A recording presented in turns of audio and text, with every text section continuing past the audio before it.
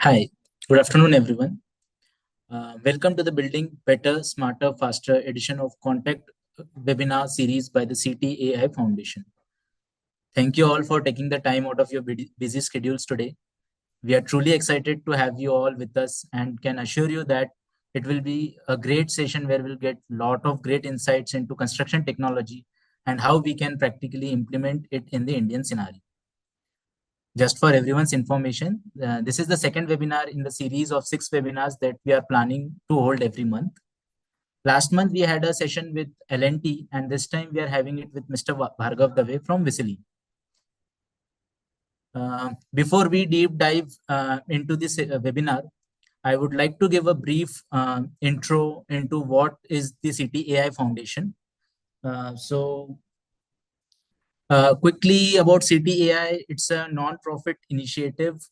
It's a collective of industry and academia experts who has come together to promote the use of construction technology in India and who are really passionate about transforming the construction industry. Here, the mission is to enhance efficiency, collaboration, and predictability on construction projects through the use of technology. The goal here is to make the construction more enriching and enjoyable experience for everyone. Here we are basically focusing on 4 pillars, that is to provide an ecosystem for industry and academia to connect so that they can accelerate the technology adoption in the industry, to disseminate world-class construction technology implementation principles, to provide platform to showcase construction technology solutions, and to finally facilitate incubation of construction technology companies. With that, you will see in the upcoming discussion how we are providing a platform for technology adoption in the industry. But without further ado, I would like to introduce Mr. Bhargav Dave from VisiLean as our chief guest, who has taken time out of his busy schedule to join this webinar today. So about Bhargav, Bhargav is the co-founder and CEO of VisiLean, a Finnish startup that focuses on solving complex production management problems in construction with lean methods. Bhargav started his career in the construction industry, leading processes, improvement, and lean implementation projects. He followed up with research in improving production on construction projects with lean construction methods aligned with information systems. Contributed to his original research behind integration with lean construction and building information modeling. He has authored over 50 publications and have led several research projects in this area. Bhargav is considered an authority in construction technology. With that, I would like to welcome you, sir, on the webinar today. Thank you so much for giving us your time and being a part of this webinar series. I would also request to the audience members here that you will see a Q&A box on the bottom of your screen. So if you have any questions as sir is taking us through the presentation, please feel free to put your questions in Q&A box and we'll try to take them towards the end of the presentation. Please feel free to start posting your questions here. Over to you, sir, for the presentation. Yeah, so Sumit already introduced me to you, so I'm not going to take too long there. But as he said, my background is construction, and practically my whole career I've worked between kind of this interface of digital and construction. What I'm going to talk about is quite close to my heart. That's what my PhD was about, designing this digital production management system or production planning and control system, out of which VisiLean, the startup, was born. And I did sort of this fundamental research first at Salford University in Manchester, where I did my master's and PhD. And then the startup was incubated, as Sumit mentioned, in Helsinki, in Finland, when I was at Aalto University.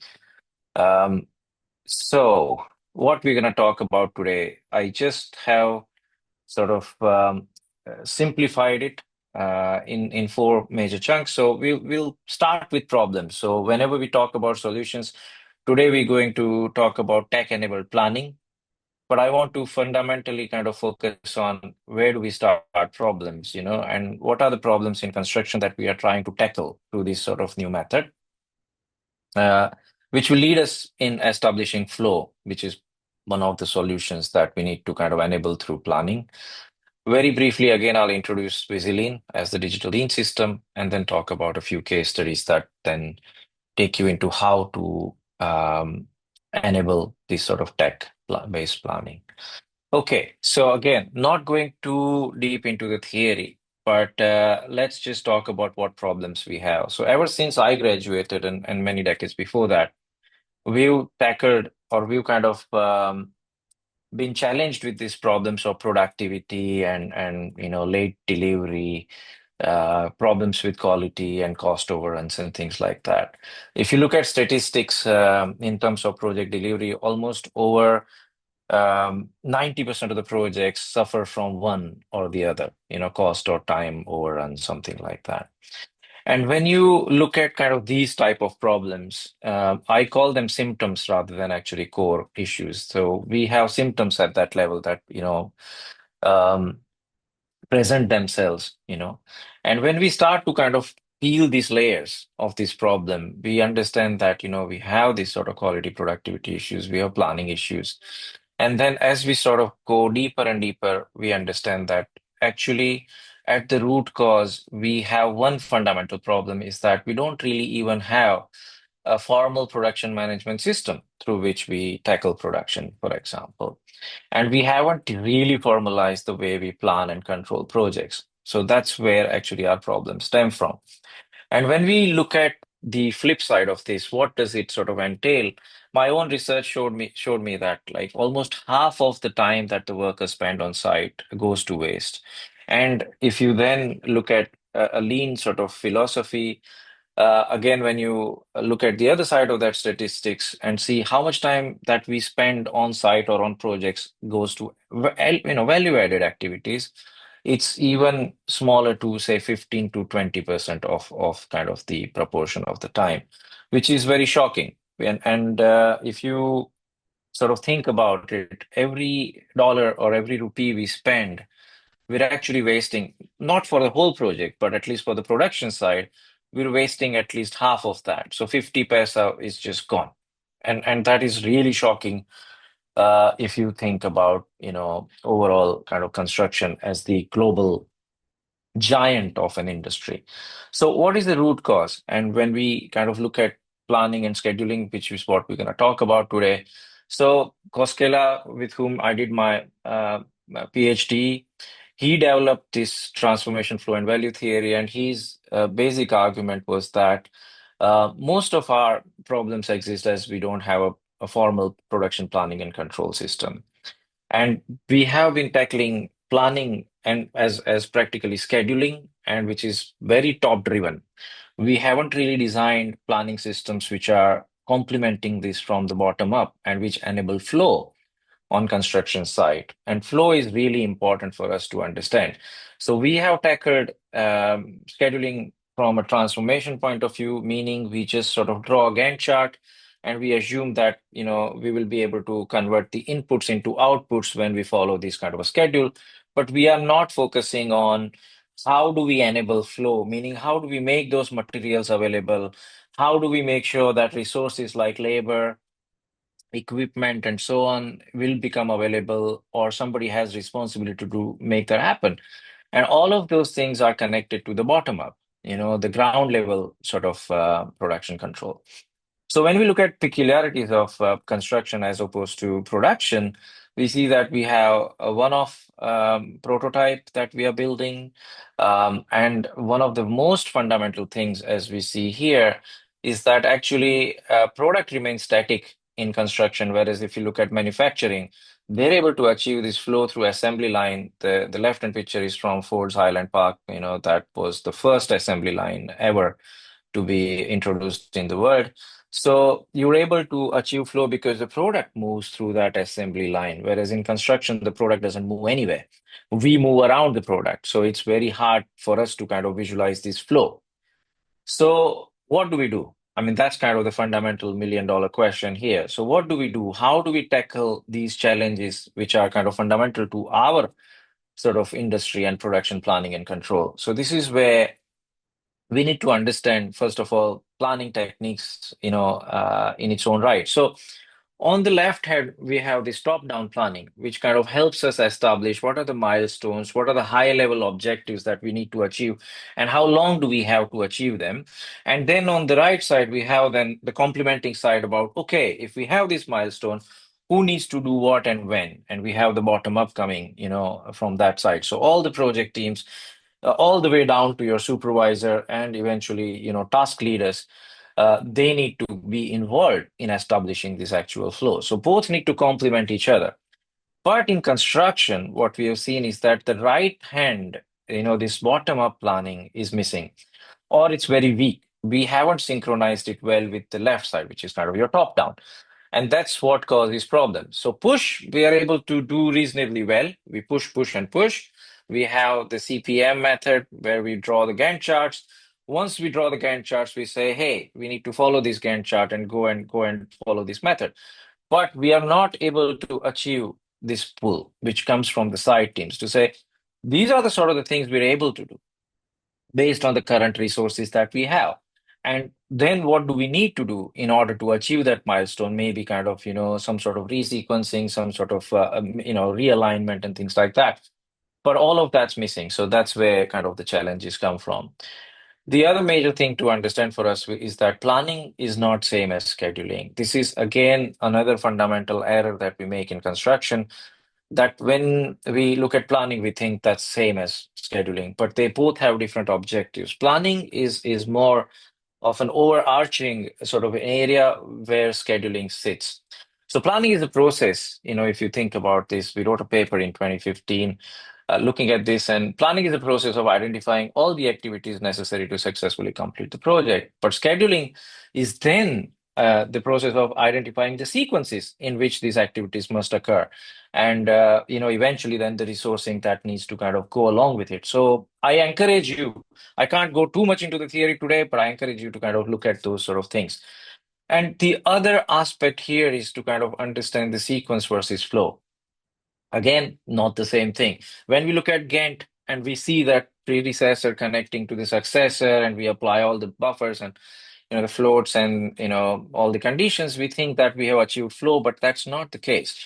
When we look at kind of that is just one type of flow that we have in construction, we have ignored all the other types of flow, for example, the design, the materials, the workers, the equipment, and so on. And we need to make all of that happen if we are going to address the flow in its entirety.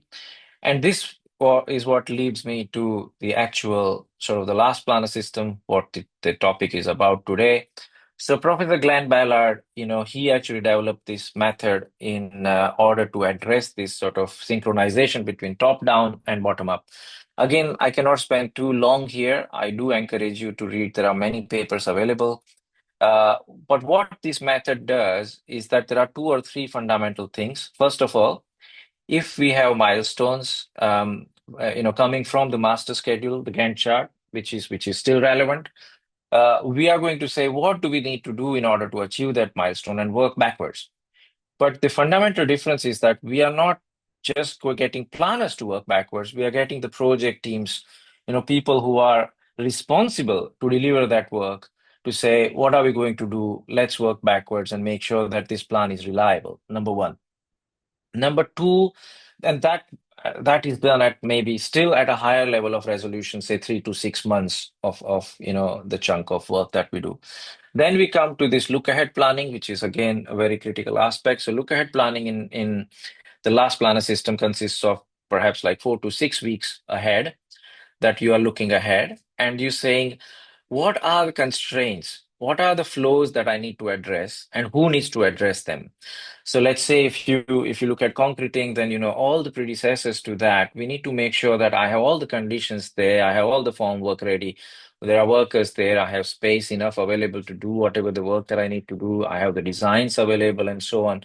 And somebody will take responsibility to say that, yes, I will make all those things ready. So if somebody needs to chase design, then they say, yeah, I'll chase the architect and make sure that, all of the information I need will be there.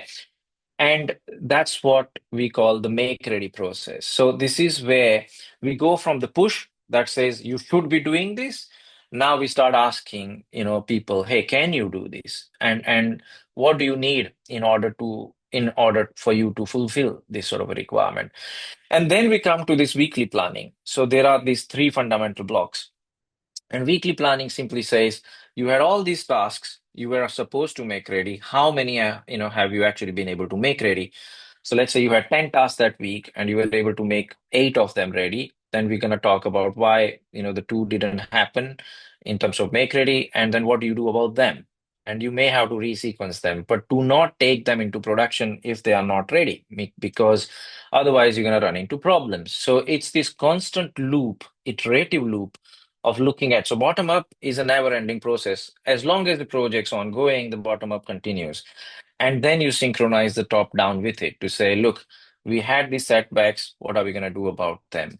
And the other fundamental building block there is that every weekly work plan is then tracked and monitored to say who was supposed to do what, have they done it, and if they haven't been able to, then what were the reasons behind them, so that we instill this sort of continuous learning process in that. So that's kind of what the last planner system does.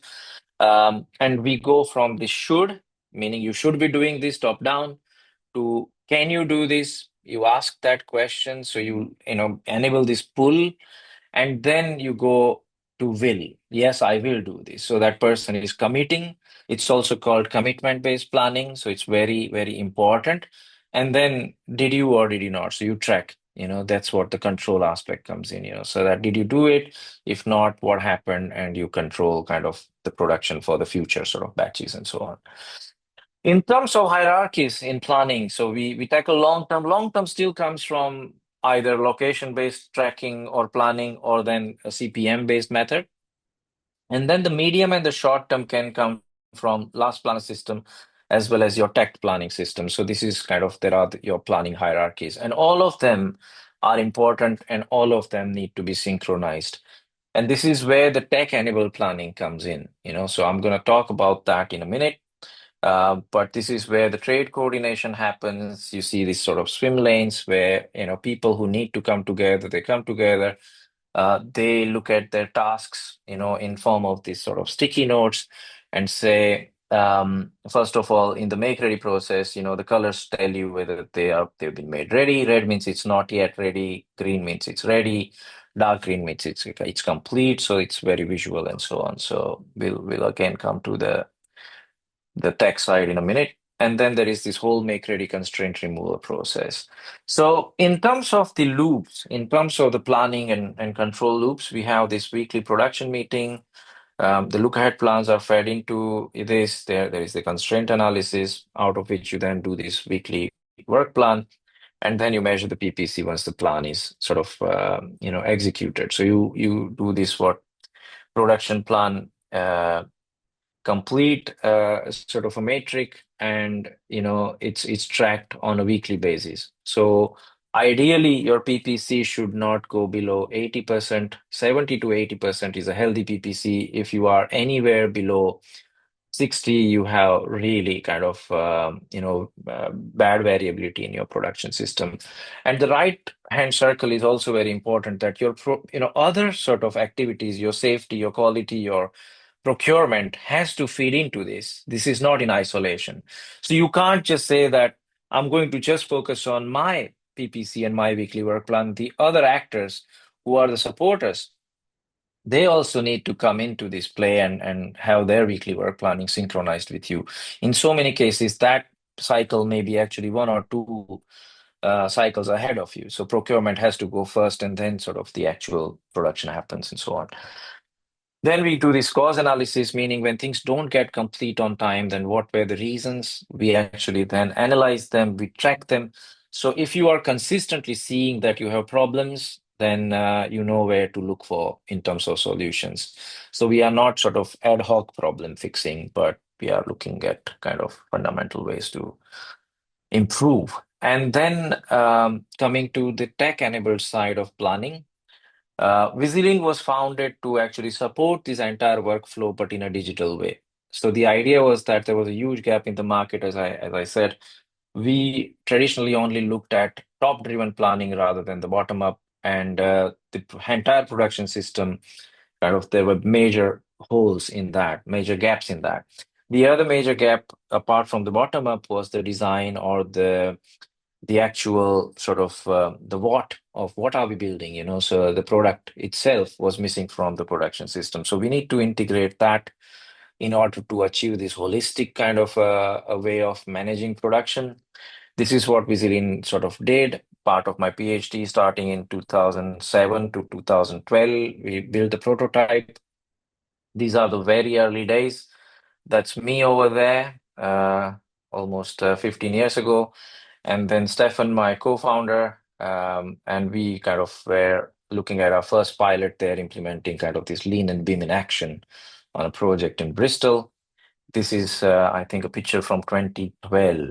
So it goes back quite some time now. And then this is where we are today. So we're able to this is one of the flagship projects which used VisiLean already starting from 2018. And I think they just concluded last year. What you see here is like this sort of a digital gold command room where, all the production information is right in front of people. They come together on this weekly and look at planning sessions. They evaluate kind of all the information available to them and then make decisions based on kind of what's the current information and so on. So all these sort of, as I mentioned, the top down and the bottom up planning, they get synchronized here along with, as you see here, the 3D model of the project alongside with that. We'll talk about that case study in a minute. Some of the companies we've been working with, some of the big names in the industry in Europe. We've also been quite actively working in India. So again, some really big names in India, Tata Projects and M3M and Pyramid and so on. So some sort of covering the whole spectrum from residential to commercial all the way to infrastructure and aviation. What does VisiLean do? As I said, tackles top-down as well as the bottom-up planning. There is a mobile app to extend this to the field workers, connects this to the visualization aspect, and then the monitoring and control aspect. So it's an integrated planning system covering all those sort of aspects. And this is a very sort of good way to visualize how VisiLean can help at micro level sort of task planning and control as well as macro level. But this is just sort of showing you the power that on the bottom, you see, for example, a weekly work plan, and on the top, the model sort of corresponding with that. And at the same time, you can get information about the as built, meaning, a picture coming from the site saying what was built, for example, that week, and completing the loop of this PDCA sort of cycle, plan, do, check, and act cycle. Okay, we'll quickly jump into how this has been put into action. That sort of digital gold command room, one of our sort of first pilot projects that ran into kind of some amazing work that people did. Again, sort of going all the way to daily activity briefing. So going from your top-down monthly planning cycles to your weekly planning or look-ahead planning, weekly planning to daily level, activity briefing and so on. Live 4D visualization, so you can see what's being built live. Evaluating plan versus actual in sort of real time. Again, using this sort of gold command room, a lot of offsite activities. So tracking what's in manufacturing, what's being assembled, what's been delivered to site, what's been installed, all in a visual way. So the name Visi in VisiLean represents visual planning. So it sort of gives you an immediate idea of what's being built and how. What were we able to achieve there was phenomenal. The first project where none of these techniques were used, they were fitting out one single data hall in about 22 weeks. And when we got fully operational, we could shave that to 9 weeks. So we could compress that time to 9 weeks. And that's kind of your sort of full power of this integrated lean and BIM solution. And then we could reduce the defects by 60% and so on. We all won awards based on this work, ourselves as well as Mace and so on, multiple awards, and so that was a fantastic kind of a case study. Similar work has been done at Heathrow, for example, and other data centers. So there are many case studies now. In India, similarly, we've been able to achieve uh, some amazing things. So, this is an example of a weekly work plan and somebody tracking, for example, do I have all the material for this?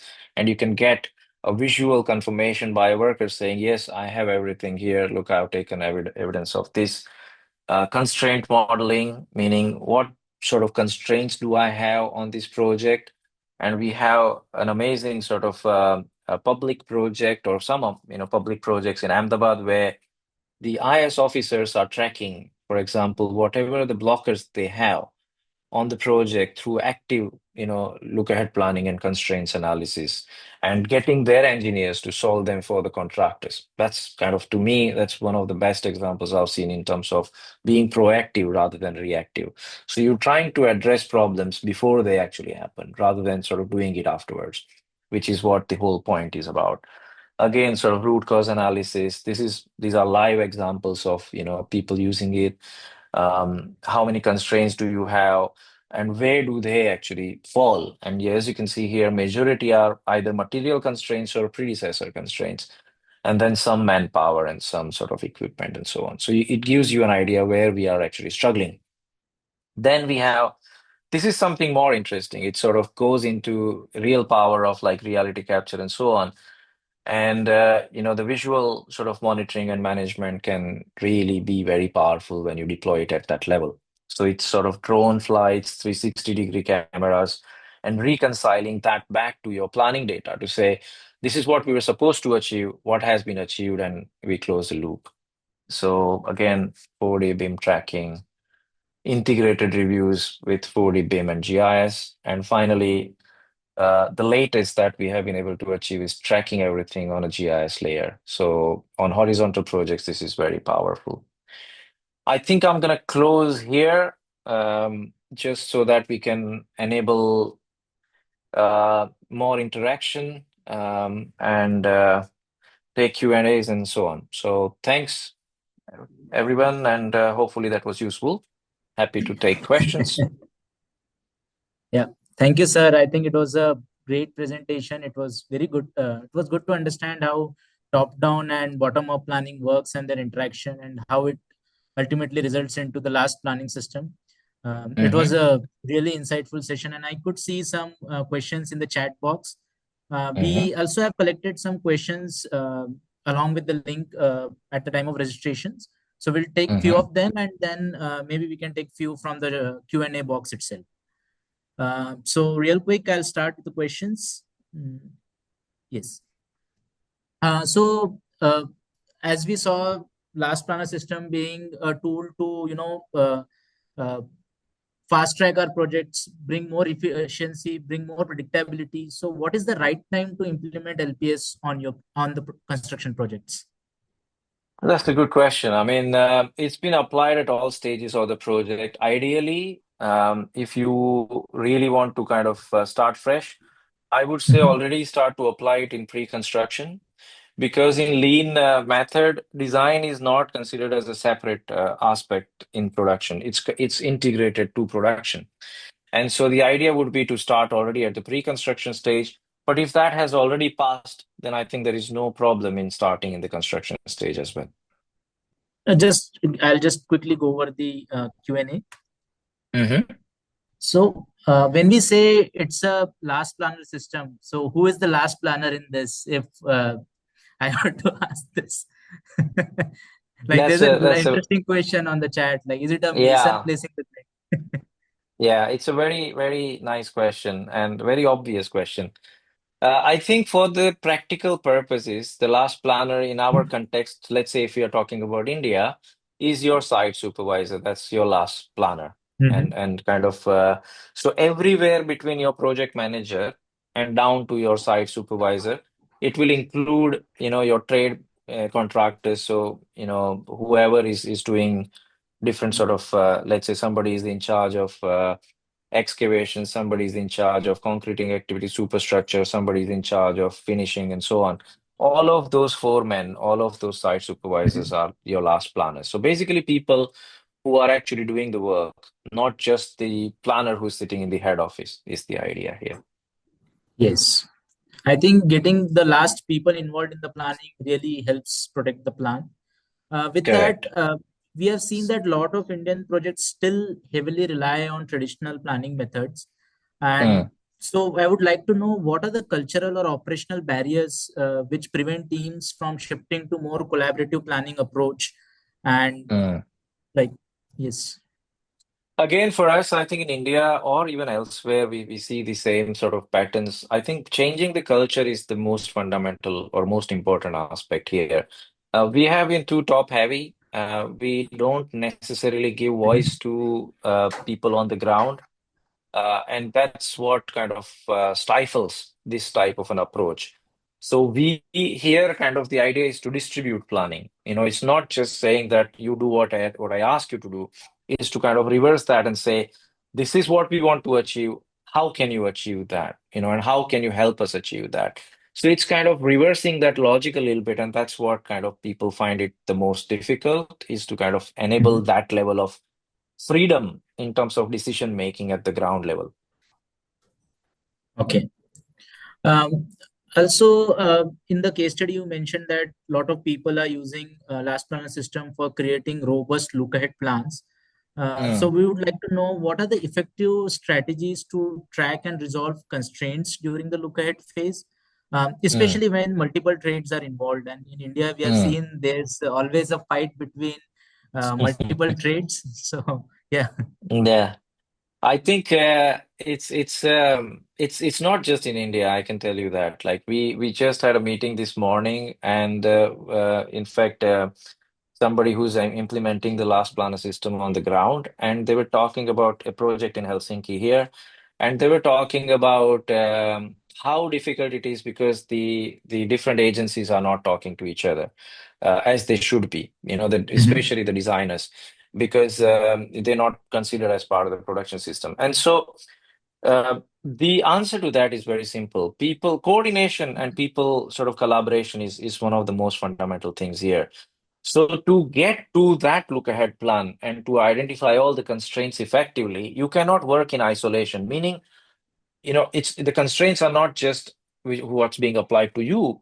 The constraints, majority of the constraints are sometimes in this sort of coordination, meaning my constraint is blocking somebody else, and so on and so forth. And so it's to get people to collaborate with each other and coordinate with each other. And the other fundamental aspect there is trust. So they need to be able to trust each other to kind of then get this sort of exercise going. Yeah. Yes, and I think when you mention trust, it brings up a very good question. So we saw that a lot of time the last planner system through your presentation depends upon Mm. people reporting delays from the site. And Right. how should foremen or supervisors, as you mentioned, are the last planners? Uh, Mm. how do we encourage them to report delays or missed constraints without fear of blame? And how does LPS promote accountability over punishment? It should not be the case that, okay, I'm reporting the delay. Mm. It's again a very good question. So it's kind of again reversing the logic here. So it's enabling and encouraging people to report problems before they happen. So you Mhm. want to kind of say, if something did not happen, waiting, say 1 week or 2 weeks when the task was supposed to start, and then reporting it, then nothing can be done about it, meaning you are Yes. going to delay the task. Instead, if you reported it early, saying, look, I think that I'm not going to make it if this does not happen, then there is still a proactive way of handling it. So in lean there is this method called end on planning, and the idea is that the manager here is going to then help the worker or the supervisor, saying, how can I help remove that constraint for you? And if Mhm. that happens, again, you go away from this firefight mentality constantly to this sort of proactive constraint resolution mentality. And you may think that, say in India, we cannot achieve this, but like I showed one of the examples there, it's a government project, and Mhm. the IS officer is getting, the government engineers to monitor this constraint and proactively being answerable, being accountable. And I think this is what it is. It's like getting people to be accountable and they then start to take ownership. So moving away from the blame culture that you did not do this, instead of saying, how can we sort of achieve this together? So that's kind of the idea. And based on this interaction, I understand the LPS system is about plan, plan, plan, and definitely it's would definitely have lot of meetings associated with it. So how do we minimize the risk of over planning or creating unrealistic workflows in the name Yeah. of structure by using LPS? No, so there is nothing like that. In fact, that should be avoided. There is a rhythm, there is a very clear rhythm. If you saw the chart there, so there are three major components, and they need to happen in that sort of a sequence. This is very similar to anybody who is sort of following agile principles in software development, that you have these Scrum and Sprint kind of sessions, and they follow a very similar methodology. It's a bottom-up way of planning. And the idea is the same, that you're not over planning, but you are going in a very predefined sequence, that you have this look at planning meeting, you have a weekly planning meeting, and Mhm. then in some cases you have daily hurdles to basically then address kind of whatever issues may arise today. Okay. Hmm. Um, so, like, as the construction project keeps evolving, we understand that there are a lot of design changes as we proceed. Sometimes the client decides something and everything changes. So, Hmm. can LPS work effectively in fast track or design build projects where planning horizons are constantly shifting? In fact, it is even made for that, I would say, because when you have planning horizons constantly shifting, the requirement for you to be proactive in addressing those problems even more pronounced than actually, when things are more sort of fixed. Because here it's not just that things are static, things are dynamic, and so you need to constantly reconcile what needs to be done in order to achieve those sort of new, milestones or new sort of requirements. And so I would definitely say yes. Okay, nice to know that. And we understand this system depends on lot of people playing their role at different stages of construction. So, what methods have you seen work well, or training field teams on the last planner system so that it complements their existing workload and it's not a burden at the end that, okay, now I have to do one more process. Again, very good question. I think it means that you need to change fundamentally the way we operate and build this into kind of their daily sort of workflow or their Mhm. sort of weekly and monthly workflows. We cannot have an additional sort of a process running and doing these things. When I first sort of came to Finland, I realized that they stopped talking about this as a lean or a last planner system. They just called it, or they just made it as part of their regular workflow. This is how we operate. So quite a lot of the new engineers don't even know that this is lean or the last planner. They only know that this is how they work. And so in Okay. order for us to kind of achieve that level of maturity, we need to go away from this mindset that we're doing something uh, additional. We just need to change the processes to kind of embed it in our current workflows. Yeah. And I do see a lot of people in the chat were having this doubt, Mm. like how to implement this system on a large scale organization. And it's, I would like to thank audience because I do see a lot of good questions in the chat. And Hmm. yeah, I guess, yes, I'll pick up few of them. Um, Yeah. so, like, one question is, how do you integrate backlog in the planned schedule, or prepare a catch-up schedule, or you may say a risk mitigation Mm. plan if something goes haywire using LPS? Yeah, I think things will go amazing. That's a very good one. I think I'll start from this sort of backlog schedule. So the backlog schedule, or whatever was missed in our current Mhm. work plan, immediately gets picked up in the subsequent sort of weekly work plan meeting, because then you need to kind of say again, go through the same iterative loop about who's going to do and why did we miss it in the first place, so that we have all the conditions then which are required to kind of tackle that and mitigate that. So the backlog planning happens in the same iterative fashion as kind of your, so in the weekly work plan.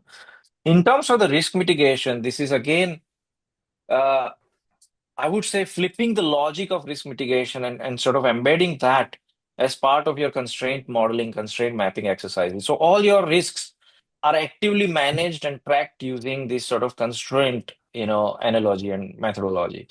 So you say, what are my active risks? Who is responsible for mitigating them?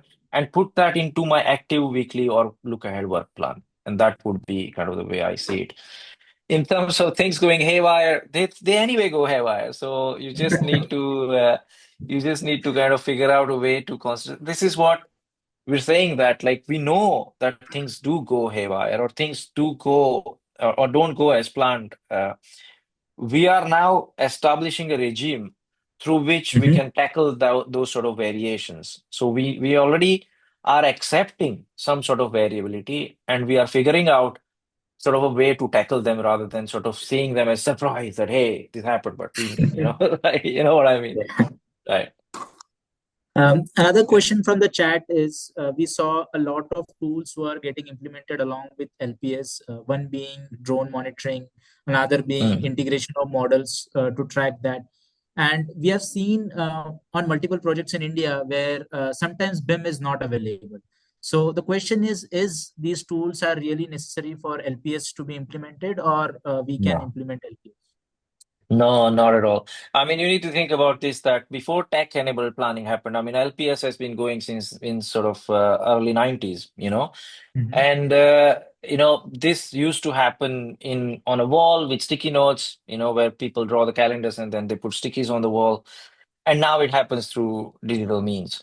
The Yes. idea, what my PhD focused on, is that we need to address the product, which means kind of something about the BIM models or the CAD models and so on. Mhm. Ideally, that's what I envisaged a production system to be doing, is that both of them need to be synchronized. If you don't have a BIM model, you can actually have 2D drawings, for example, you can draw on. But even if that's not available, that's fine. We don't have to have them in order to the last planet system. That still fundamentally applies. Okay. Mhm. So I think another question here in the chat is so we prepare the look ahead or the weekly planning, right? So Hmm. how much of the total work should be ideally scheduled? The question is here is that the team has more than 500 plus labors, and so how that should be scheduled so that it caters to the.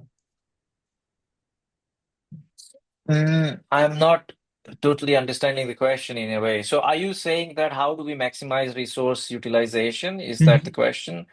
I Yeah. think, yeah, I mean, look, that part will still come from your top-down planning because the reason why you have 500 labor there is that you decided in terms of your top-down planning that there should be 500 labor there.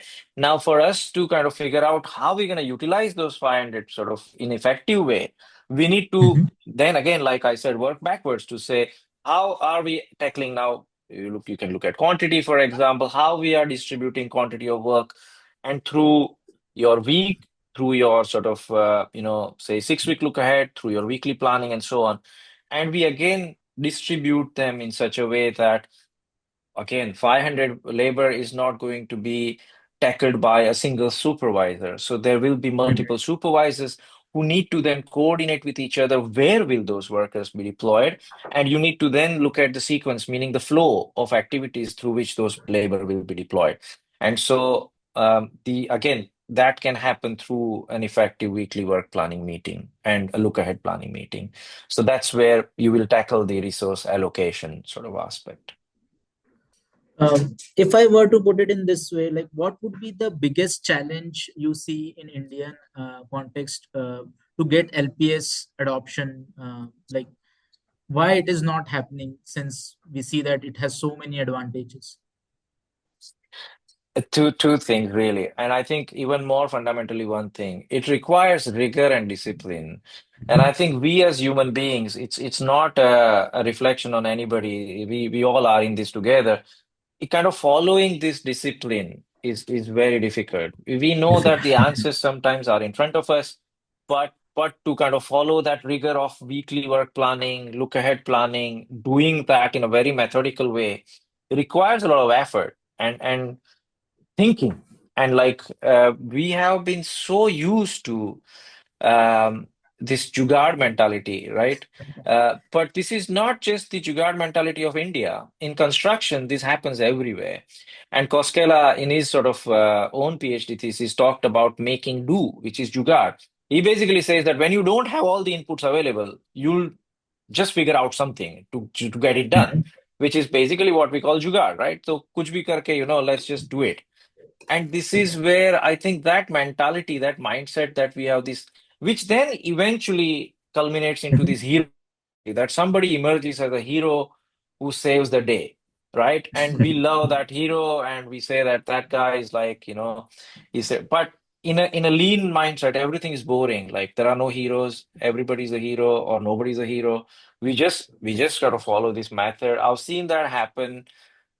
It becomes boring. There are no surprises or not many surprises. Projects get done and there are no sort of firefights. So Mhm.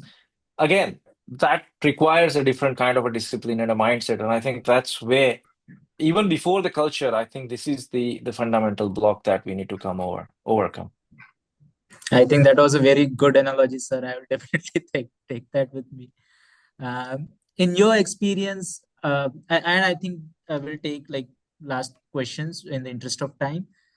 So, in your experience, how do we objectively measure whether the implementation of LPS is improving project outcomes?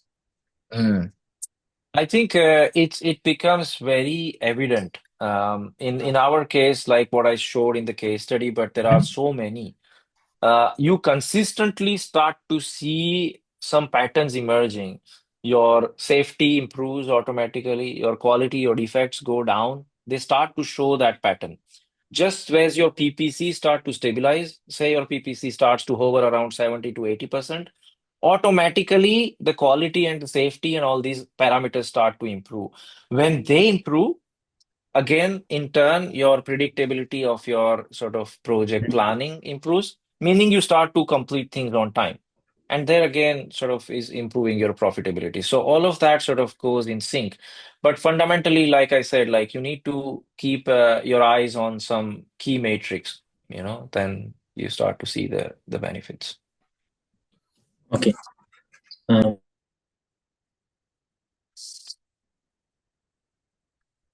right. I think we have covered most of the questions in the chat and what we have Mm-hmm. received previously. Again, thank you, sir, for answering the questions. I guess we learned a lot today about the last planner system and how the implementation of technology is, changing the industry. Mm-hmm. Again, it was a very great session, very interactive. I would also thank the audience for the active participation. Uh, it Mm-hmm. it brings joy to see a lot of questions in the chat I and see. I see so many questions that we couldn't tackle actually. There are like tons of questions here. Maybe we need to have another session just to tackle Q&A, it seems. It'll probably take an hour or so. But great. I think you look, I encourage some friends even here, so I think we can have an offline dialogue. But by all means, do reach out to us, and if you want to know more, we can definitely answer some of those offline. Yeah. So sure, thanks, sir. Sumit. What we'll do is we'll collect few of the questions and send it your way, and we can reach out to the attendees whom we have missed out in the interest of the time. But as you Yeah. said, definitely we would like to have another session focused on this. So we have some interesting things in the last part of the session Yes. where we'll address this. Again, thank you, sir. Thank you for taking the time. And on behalf of CTI Foundation, I would like to thank you and thank VisiLean. Thank you, sir. Thank you, Sumit. Thank you. Yes. Before we wrap up, I'd like to take a moment and share a quick but exciting news about the CTAI Foundation's flagship event. So, Construction Technology Day is our annual flagship event. It's a unique platform where we bring the entire construction technology ecosystem, that is right from your academia, industry experts, a lot of budding startups, large enterprises like L&Ts to various academic institutions. Here, the goal is to foster collaboration and exchange of ideas across these diverse groups, on a single platform.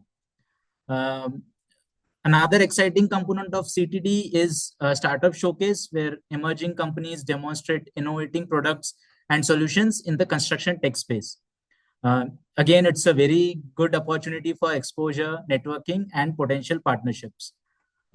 We have done three such events in the past, one in Pune, the one in 2023 in IIT Bombay, and the last one in IISc Bangalore. The Now for the big announcement, we are having CTD 2025 in Mumbai on October 9th and 10th this year. We will be opening registrations very soon and would like to encourage you all attendees on the webinar to definitely attend this event and have a chance to interact in person with personalities like Bhargav and many more, and get your questions answered, which we could not answer today. We'll be hosting the next webinar in the series on 30th of June next month. We'll keep you posted via social media channels. It will be with Mr. Keshav Jain, who leads investment in Earth Fund. He will be shedding insights on the coming topic. Thank you once again to Mr. Bhargav and for sharing insight today. And thank you everyone in the audience for being here. Looking forward to see you at CTT 2025. Thank you.